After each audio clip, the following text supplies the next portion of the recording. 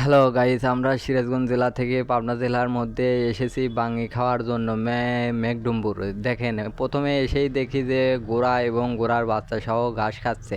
এত ছোট ঘোড়া বাচ্চা আমি কখনো এর আগে দেখি নেই। দেখেন, অনেক সুন্দর জুম করে আপনাদেরকে দেখাচ্ছি, কিন্তু বাচ্চাটা কিন্তু আসলেই ছোট, অনেক ছোট। যাই হোক, খুবই দেখে অনেক সুন্দর লাগলো। তার মধ্যে এই প্রকৃতির দৃশ্যটাও অনেক সুন্দর। এখানে অনেক ভালো জায়গা।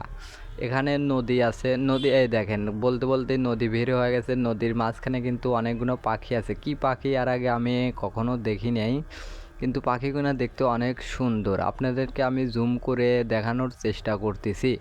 পাখিগুলোর নাম কি তাও বলতে পারবো না, কিন্তু অনেক সুন্দর। এখানে কিছুটুক পানি আছে নদীর মাঝে। এখানে কিন্তু মাছ, অনেকেই মাছ মারতেছে। দেখেন, ওখানে জাল জেলেও আছে। যাই হোক, আমাদের সকল গ্রুপের লোকজন আগেই বাঙ্গি খেতে চলে গেছে।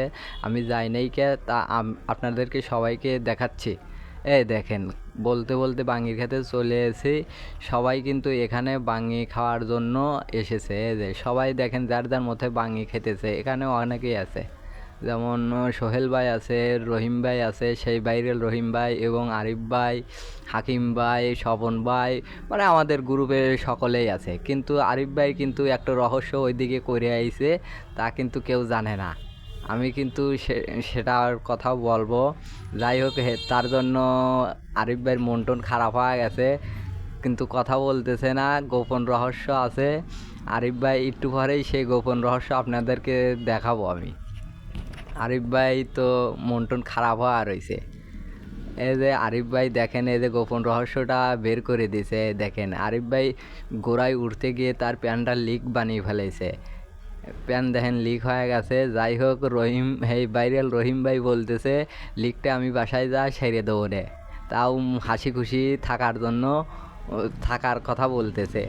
যাই হোক, এখন আরিফ ভাই অনেক খুশি হয়ে গেছে, হাসতেছে। আরিফ ভাই, আরিফ ভাইয়ের কোনো নাই কে, রাগ রাগ টাগ নাই কে। সবাই কিন্তু তাকে রাগানোর জন্য অনেক কথা বলতেছে, কিন্তু সে রাগে নাই কে। যাই হোক, আমরা সবাই আনন্দ করে অনেক বাঙি খাতেছি এবং বাসার জন্য সবাই বাঙি কিনে আনবে। দেখেন, এত সুন্দর এখানে টাল, যা আগে কখনো দেখি নেই। আমি কখনো এর আগে এই বাঙি খেতে আসি নেই। অনেক সুন্দর প্রকৃতির দৃশ্যটাই